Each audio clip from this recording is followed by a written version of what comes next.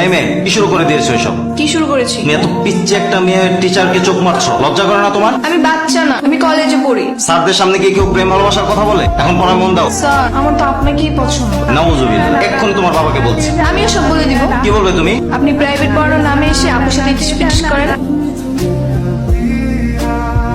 আপনি যদি এখন আমার সাথে প্রেম না করেন, বাসায় গিয়ে সব বলে দিব। স্টুডেন্টের সাথে কি কেউ প্রেম করে? তাছাড়া অলরেডি আমি তোমার বোনের সাথে রিলেশনে আছি। আপনি প্রয়োজনে আপুর সাথে ব্রেকআপ করে দেন, আমার সাথে প্রেম করতেই হবে। যদি না করেন তাহলে আমি এক্ষুনি গিয়ে বাসায়। দাঁড়াও, আমি রাজি।